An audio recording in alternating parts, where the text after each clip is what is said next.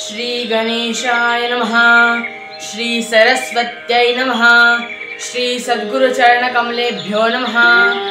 ओम आकृष्णेन रजसा वर्तमानो निवेशयन्नामृतं भ्रतं च हिरण्ययेन सविता रथेन देवो जाति भुवनानि पश्यन् सूर्याय नमः।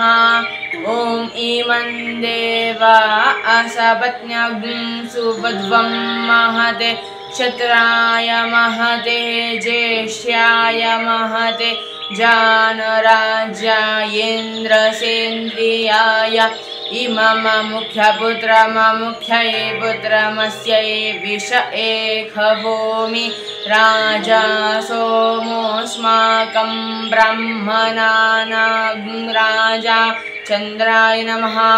ओम अग्निर्मूर्धा दिवः काकुत्पतिः पृथिव्या अयम् अपाग्रेताग्निजिन्वति होमाय नमः।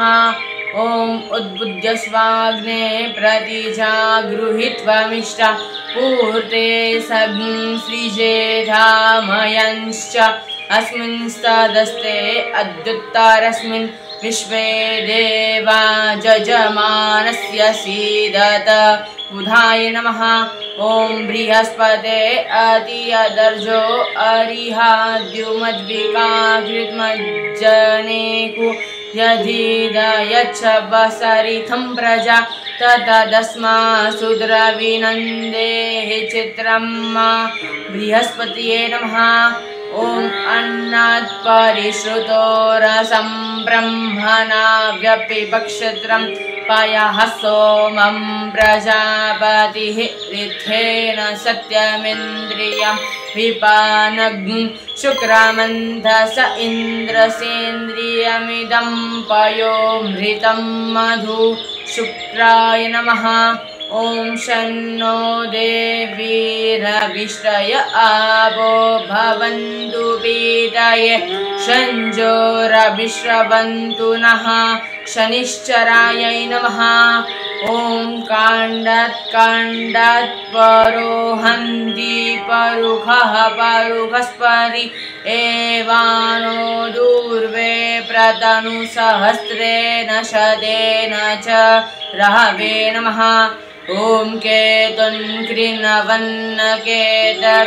पेशो मर्जा अपे शसे समुखत्विरजा यथाः केतवे नमः।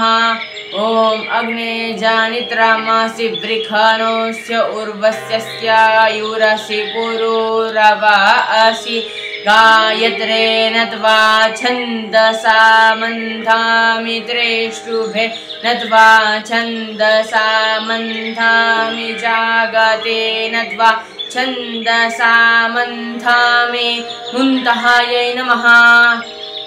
धन्यवाद।